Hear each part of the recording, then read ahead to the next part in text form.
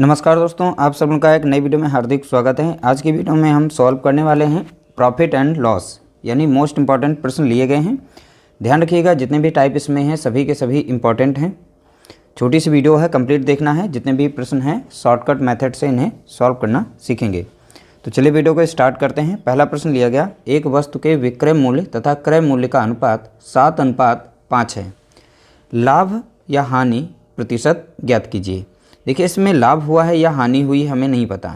उससे पहले यहाँ पर अनुपात दे रखा है, वो देखिए अनुपात के माध्यम से ही हम यहाँ पर प्रॉफिट और यहाँ पर लॉस पता कर पाएंगे। अब कैसे निकाल पाएंगे? सबसे पहले बोला गया एक वस्तु के विक्रय मूल्य और क्रय मूल्य का अनुपात।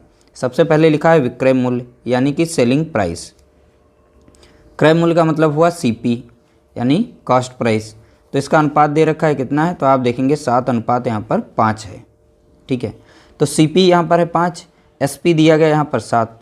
तो देखेंगे 5 की चीज़ को 7 में बेचा जा रहा है। तो यहाँ पर दिख रहा है हमें सीधा सीधा लाभ, यानी इन दोनों में अंतर कितने का है? 2 का है। 5 की चीज़ को 7 में बेच रहा है, तो यानी प्रॉफिट हो रहा है कितने का? 2 का। तो यहाँ प्रॉफिट परसेंट निकालेंगे यानी लाभ।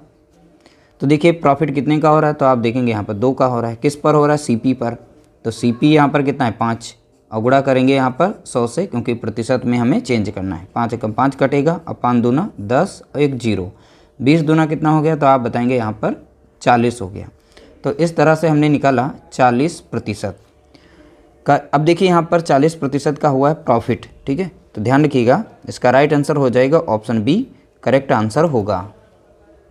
अगला प्रश्न लिया गया, 5% छूट के बाद एक वस्तु 1292 रुपये में बेची जाती है। वस्तु का अंकित मूल्य है। अब वस्तु का हमें अंकित मूल्य बताना है, क्या होगा? ठीक है, तो 5% छूट के बाद 1292 रुपये में बेची जाती है। यानी कि देखिए कोई भी वस्तु है वो 100% पर होती है, उसी पर यहाँ पर दिया जा रहा है 5% का डिस्काउंट। यानी सेलिंग प्राइस का अगर प्रतिशत में देखें तो 95% पर उसे बेचा जा रहा है। अब यहाँ अमाउंट दी गई इतने रुपए में बेचा जा रहा है, यानी 95% की वैल्यू बराबर हो जाएगी 1292 रुपये के।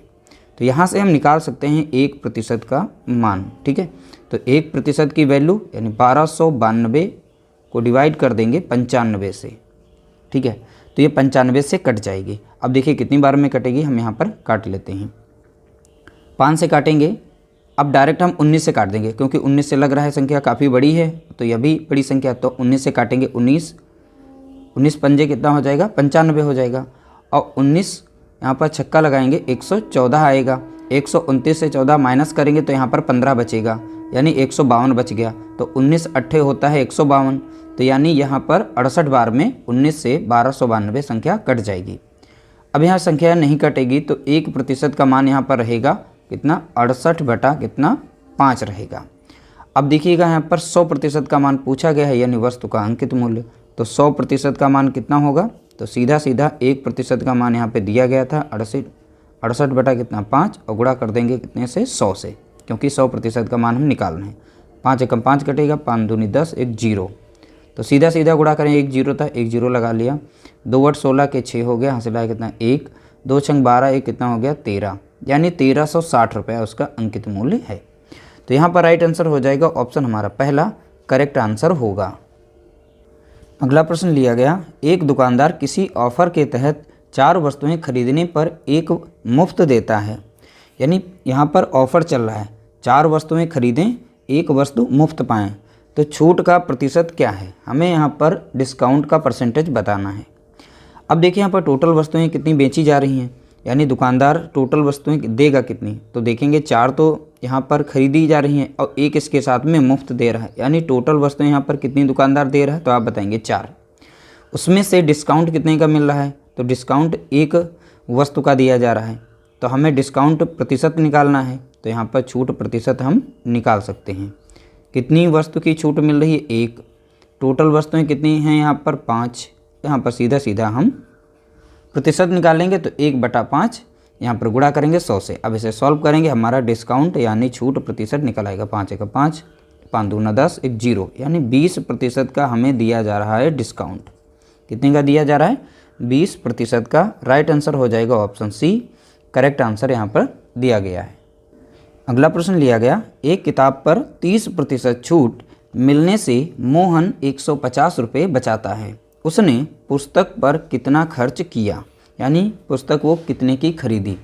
अब ध्यान से समझिएगा, बोला गया एक किताब पर 30% डिस्काउंट मिलने से, ठीक है, 150 रुपये बचाता है। यानी अगर उसे डिस्काउंट ना मिला होता तो 150 रुपये ज़्यादा देने पड़ते। तो सीधा सीधा यहाँ पर दिया गया है, यानी 30% बराबर किसके है, यहाँ पर 150 के। यहाँ से हम 1% का मान निकाल सकते हैं, यानी 150 को डिवाइड करेंगे हम यहाँ पर 30 से। 1 0 से 1 0 जाएगा, 3 कम 3 और 3 पचे 15, ठीक है। अब देखिए कोई भी पुस्तक थी, यहाँ पर पुस्तक का हम रेट मानते हैं 100% था, उसमें से 30% का जब डिस्काउंट दिया गया तो यहाँ पर बेची कितने की गई, तो आप बताएंगे 70% पर वह पुस्तक बेची गई। 1% का मान 5 है तो 70% का मान कितना हो जाएगा, तो सीधा सीधा हम निकाल लेंगे 1% का 5 और गुणा कितना हो जाएगा 70, तो सीधा सीधा आप गुणा करिए, आपका आंसर आ गया। 1 0 था, 50 7 35, यानी 350 रुपये। तो उसने कितने की पुस्तक खरीदी, तो आप बताएंगे 350 रुपये की। ऑप्शन बी हमारा यहाँ पर राइट आंसर हो जाएगा। अगला प्रश्न लिया गया, एक व्यापारी अपने सामान पर मूल्य से 20% अधिक अंकित करता है। वह अपने ग्राहकों को अंकित मूल्य पर 8% की छूट देता है, तो उसका लाभ प्रतिशत बताइए। देखिए यहाँ पर 20% अधिक अंकित कर रहा है, फिर 8% की छूट दे रहा है, एक बार बढ़ा रहा है एक बार घटा रहा है। तो यहाँ पर हम बहुत ही सिंपल तरीके से यहाँ पर प्रतिशत परिवर्तन देखेंगे, ठीक है। तो इसके लिए x + y + x × y upon 100, यह एक शॉर्टकट मेथड है, इस मेथड से इसे सॉल्व किया जाता है। अब देखिए प्रतिशत परिवर्तन निकालने के लिए जब अधिक बोला गया है, 20% अधिक अंकित करता है, यानी ये प्लस में लिखा जाएगा, ठीक है। और 8% की छूट देता है, तो छूट का मतलब है माइनस। अब यहाँ पर एक प्लस में एक माइनस है, तो यहाँ पर अगला जो साइन आएगा प्लस माइनस का माइनस होता है, तो यहाँ पे लगा देंगे, इन दोनों को प्लस के साथ में यहाँ पर लिख देंगे, यानी दोनों वैल्यू प्लस में रहेंगी इस तरीके से। अब कुछ लोग कहते हैं यहाँ पर माइनस कैसे आया, क्योंकि यहाँ फार्मूले में जो है प्लस दिया गया है। अब देखिए यहाँ पर वैल्यू अगर दोनों माइनस की हैं, ठीक है, तो माइनस माइनस यहाँ पर प्लस बना लेगा। अगर दोनों प्लस की तब तो प्लस ही रहेगा, अगर एक प्लस है एक माइनस है तो प्लस माइनस से यहाँ पर माइनस ही आएगा, क्योंकि यहाँ पर मल्टीप्लाई करेंगे तो यहाँ पर प्लस माइनस का माइनस ही आता है, इसीलिए यहाँ पर डायरेक्ट रख लेते हैं, ठीक है। चलिए इसे सॉल्व करते हैं। 20 से प्लस में है, ये माइनस में है, तो यहाँ पर इसके साथ ये घट जाएगी संख्या, तो कितनी बचेगी, प्लस की 12 बचेगी। यहाँ पर 1 0 से 1 0 काट देंगे, 8 दूनी कितना हो गया, तो आप बताएंगे 16, और नीचे था कितना 10, अगर इसे चेंज करें दशमलव में 1.6 आ जाएगा। तो अब ये माइनस लगा हुआ था, तो माइनस का 1 दशमलव कितना बनेगा 6। अगर 12 से 1.6 को माइनस करेंगे तो कितना मिल जाएगा हमें, 10.4 मिलेगा। यही इसका राइट आंसर है, और ये प्लस में वैल्यू आई है, तो इससे पता चला कि यहाँ पर लाभ हुआ है। तो लाभ कितने का हुआ, तो आप बताएंगे ऑप्शन सी, यहाँ पर 10.4% का इसे प्रॉफिट हुआ है। अगर माइनस करना नहीं आता तो आप इस तरीके से लिखिएगा, 12 दशमलव नहीं लगा तो यहाँ पर 2 अंक तक यहाँ पर दशमलव लगा के 2 0 बढ़ा लेंगे। उसके बाद यहाँ पर 1.6 था, तो 1.6 लिखकर सीधा सीधा यहाँ पर माइनस करेंगे। यहाँ से लेंगे तो 10 होगा, 10 से 6 जाएगा, बचेगा कितना 4, और यहाँ पर चाहे 1 से 1 गया 0, और यहाँ पर 1 था ही, तो यही देख सकते हैं यहाँ पर आंसर आया हुआ था। इस तरीके से राइट आंसर हमारा निकल के आया है, ऑप्शन सी करेक्ट आंसर। अगला प्रश्न लिया गया, 30 आम का क्रय मूल्य 40 आम के विक्रय मूल्य के बराबर है, हानि प्रतिशत ज्ञात कीजिए। अब देखिए 30 आम का क्रय मूल्य, तो बोला गया, देखिए शॉर्ट ट्रिक है इसका, 30 लिखा है तो 30 लिखिए, आम का क्रय मूल्य, तो क्रय मूल्य का मतलब हो गया यहाँ पर सीपी, जिस पर खरीदे गए हैं, और 40 आम का विक्रय मूल्य यानी इसका सेलिंग प्राइस हो गया यहाँ पर, ठीक है, के बराबर बोला गया तो बराबर हो गए। अब देखिए सीपी यहाँ पर है, एसपी यहाँ पर है, तो सीपी और एसपी को एक साइड में करेंगे तो एसपी इस साइड में ले आएंगे। अब यहाँ पर देखेंगे तो 40 बचा था, और 30 इधर गुणे में तो इधर आ जाएगा डिवाइड में, यानी 30 यहाँ पर हो जाएगा। 1 0 से 1 0 काट देंगे, अगर ना काटना चाहें तब भी आप ऐसे ही डायरेक्ट देखते हैं, यहाँ पर 40 है यहाँ पर 30 है, तो यानी यहाँ पर देखेंगे 4 या 40 मान लीजिए, ठीक है। तो यहाँ पर 0 से 0 मैंने काट दिया, तो 4 बटा कितना बचा 5, तो 4 की चीज़ को 3 में बेचा जा रहा है, ठीक है।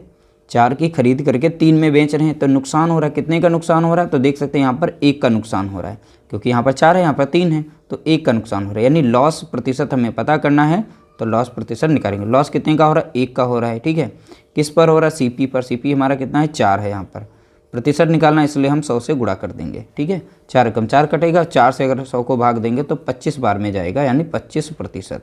तो यहाँ पर लॉस कितने का हो रहा है? तो आप बताएंगे 25% का लॉस हो रहा है, यानी हानि हो रही है। ऑप्शन बी हमारा करेक्ट आंसर होगा। अगला प्रश्न लिया गया, किसी वस्तु पर, अब यहाँ पर 25% है, 255 नहीं है, ध्यान रखिएगा। किसी वस्तु पर 25% तथा 12% की छूट देने पर प्राप्त होने वाली राशियों का अंतर 195 रुपये है। अंकित मूल्य क्या होगा? देखिए यहाँ पर कोई वस्तु है, उस पर 25% का डिस्काउंट दिया जा रहा है, ध्यान रखिएगा, इसलिए मैंने माइनस में लिखा है क्योंकि डिस्काउंट दिया जा रहा है, ठीक है। एक ये वैल्यू हो गई। अगला डिस्काउंट है यहाँ पर -12%, यानी 12% का अगला डिस्काउंट दिया गया है, ठीक है।